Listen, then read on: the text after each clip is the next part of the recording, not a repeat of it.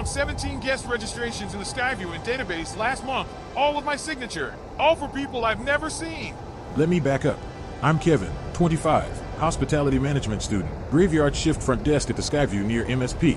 February in Minnesota means the parking lot's a sheet of black ice. The lobby heat blasts so loud it drowns out the airport's distant roar.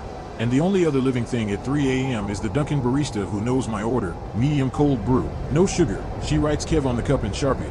I took the job because nights are quiet enough to study, and the corporate guests don't ask questions. They just want their keycards and a vending machine snack before passing out. I'm observant. Too observant, maybe. I notice when the third floor ice machine drips, when the housekeeping cart's missing a spray bottle, when the kiosk's touchscreen lags. It always lags at 2:15 a.m., like clockwork. So when I logged into the guest database on February 2nd and saw 17 new entries marked checked in by Kate Miller, that's me, I froze. Each one had a name, a room number, my chicken scratch initials. Lila Moore, room 1403. Marcus Cole, room 1311. Rooms that don't exist. The SkyView only has 12 floors. I checked the security footage first. The kiosk's camera records every check-in. For Lila Moore, the timestamp was 2:17 a.m., same time I'd been alone at the desk, flipping flashcards for my revenue management exam. The video showed me, leaning forward, smiling, handing a keycard to someone in a red coat. But there was no one there. Just me, talking to empty air, pushing a key into thin space. I rationalized. System glitch. The kiosk's been wonky since they updated the software. Maybe I'd sleepwalked. My mom used to say I did that as a kid, though I don't remember. I deleted the entries, reset the kiosk, and tried to forget. But the next night, I found a keycard in my pocket. Room 1403. The SkyView's 12 stories tall. I know this because I've counted the stairs twice, once when the elevator broke, once when I was bored. 1403 doesn't exist, but the keycard had the SkyView logo, the magnetic stripe intact. I swiped it at the 12th floor elevator, nothing. Swiped it at the front desk kiosk, invalid room. I put it in my backpack and tried not to think about how it felt like it was burning through the fabric. By the 5th, the footage got worse. Marcus Cole's check-in, 1:49 a.m. The video showed me laughing asterisk, as I walked the guy in a gray briefcase to the elevator. I don't laugh at work. Not even when a drunk sales rep from Des Moines tells me his world's best corny joke. The guy in the video had a scar on his jaw. I've never seen him before. I found a receipt in my coat pocket the next morning. Room service, 1403. Chicken Caesar salad plus Diet Coke. $12.95. My handwriting. I didn't deliver it.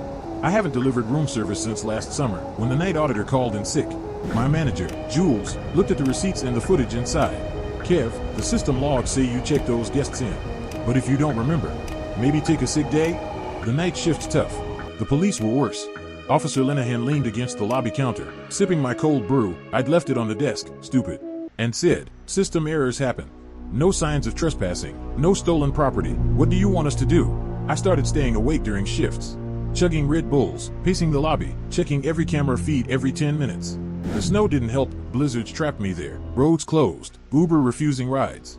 I'd stare at the elevator doors and wonder if they'd open to someone I didn't recognize. If I'd recognize me.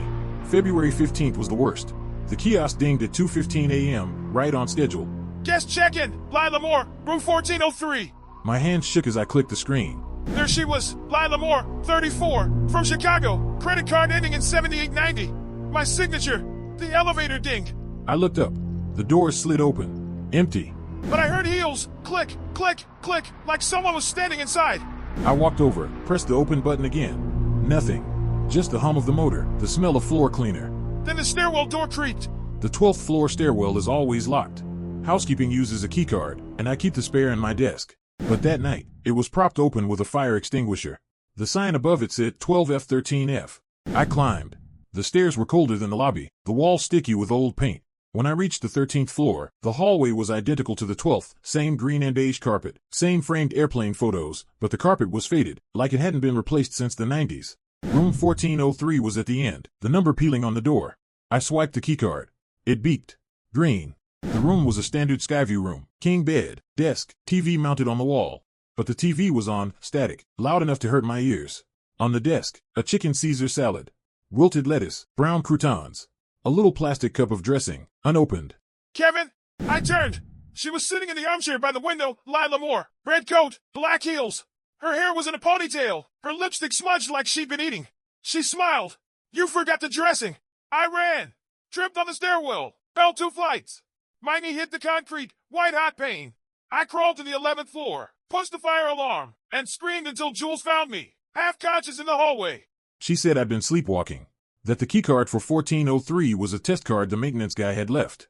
That the salad was from a corporate event the week before. But my knee was bruise purple for 3 weeks. And when I checked the database the next day, Lila Moore's registration was gone. I quit the SkyView the next week. Gave Jules my uniform, told her I needed a break. She hugged me. I didn't tell her about the voice. Now I live in a studio near campus. The walls are thin, but at least there's no elevator. No kiosks. No rooms that don't exist. I still check my pockets for keycards every morning. I still avoid hotels, even the cheap ones. Last week, I saw Lila Moore at Cub Foods. She was in the produce aisle, picking out apples. She waved. I ran to the bathroom and threw up. The SkyView called me yesterday. The front desk girl, new, I didn't recognize her, said, "Your guest is waiting for you, Kevin. Room 1403. I blocked the number. Tonight, I'm sitting by the window, watching snow fall.